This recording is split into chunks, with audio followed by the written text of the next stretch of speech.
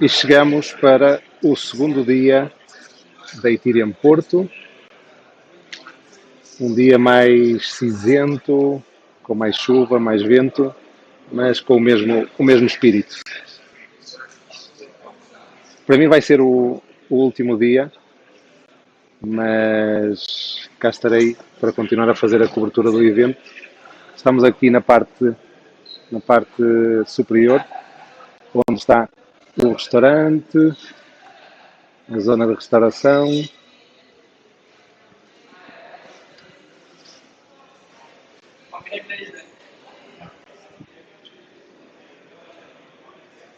E ali temos o pessoal do projeto Zero Paralelo, João Azinho, preparando a sua live. Vai emitir a partir daqui do ETH Porto. E é isso. Vou dando novidades. Tchau, pessoal. Of ETH Porto. So before I begin my presentation, I would just like to say that I hope that you're having a great time, and I hope that you also learn something today, not just with my talk, but with the rest of the amazing speakers that are here today. So I'm here to talk about decentralized work, as the title says. So how does the future look like?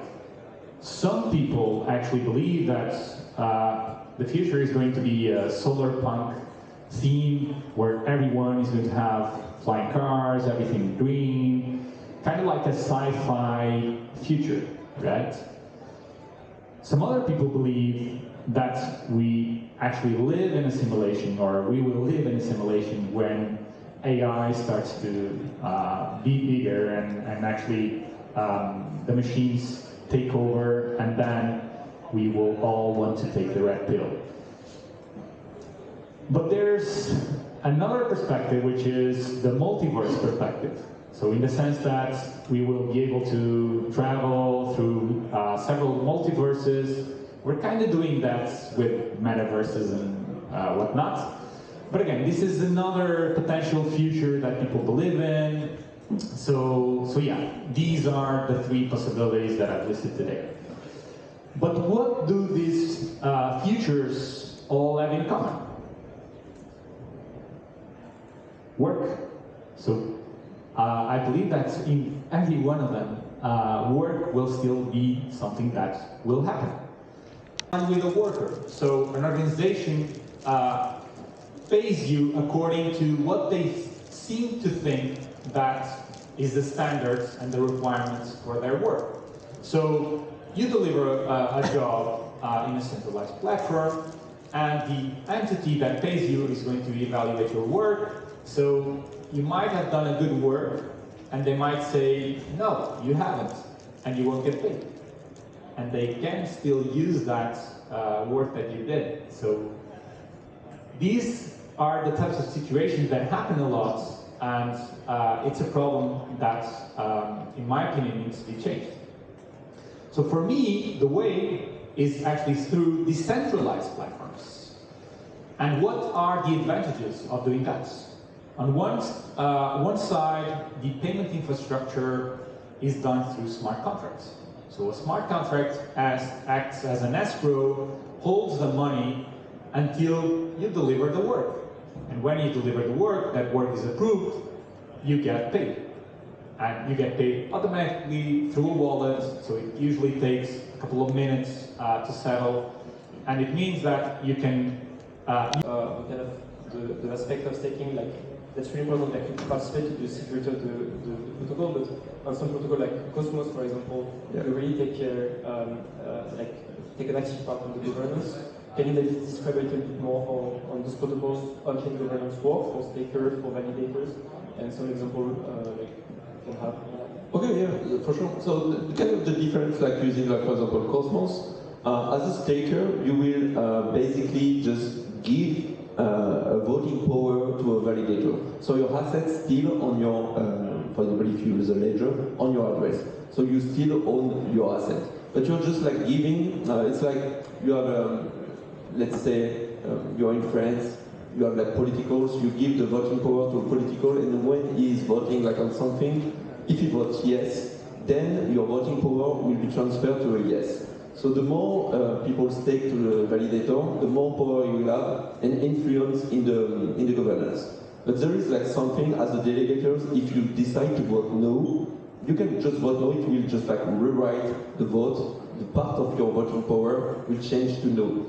So it's a bit different than what we can see like on the other like governance side. So pretty interesting one. And so it's very important to vote because there is the airdrops. It's very important. as a delegators, we are all interested about that. But because it takes like the decision where the chain will go. So for example, there is like some proposals that will decide like the parameters like of inflation. So more inflation equal more token printed. So probably or the token will devaluate through the time. So it's very important to like read everything and try to have your own opinion. And yeah, basically I think this is it. Yeah, that's really interesting. And on the governance side, there was something that was voted and approved on Cosmos recently, which is replicated security. And I think that's an important discussion we can have is basically where the staking is going, right? Whether it's on Cosmos, but also on Ethereum, we talked about that. With this kind of opt-in methodology, maybe you could describe how it would look like. Okay, so I can like probably just give you like some example about like the replicate security coming to Cosmos. It has been like voted like quite recently. There is like a new proposal that will come to have like the first consumer chain. So basically how it works, it's like having a hub, like you have the Cosmos hub side, so it's a layer one, and you will be able to have like different chain that will literally just connect through it, through TimeBC, and just replicate the security of the Cosmos hub. So the blockchain can probably, if he launched like his own layer one, it could like just like probably have like 10 million in TDL, so not much, and a big whale could just come, buy a lot of tokens, and just like kill the chain by killing the consensus. Using the replicate security, you basically connect with the security of the Cosmos hub, which is almost like 4 billion at the time. So it's way more, and by this, you are just like giving your token to Atom stakers. So as Atom stakers, you will have a different token that will just like jump into your wallet just by using this. So it's kind of different as what Ethereum side has for the moment, but there is like other protocols that are coming. There is like one that you probably know is Hidden Layer. So probably you can share. Este é o ambiente que se vive na Ethereum Porto. Pessoal a fazer networking, pessoal a trabalhar nos seus projetos. Um ambiente muito agradável. Muita gente. Ali está o pessoal na sala de conferências.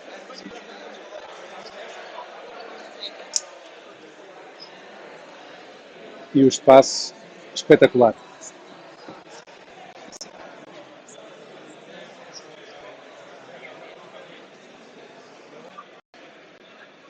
Olá pessoal, estamos de volta aqui na área de alimentação aqui da Ethereum Porto.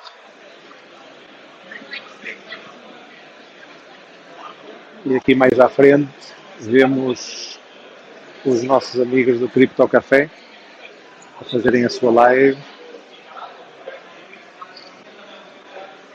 aqui na Ethereum Porto. E para mim também vai ser a despedida, já que de tarde irei a outro evento, Web3 Gaming, no Mosteiro de São Bento da Vitória. Portanto, de tarde farei o seguimento a partir de lá.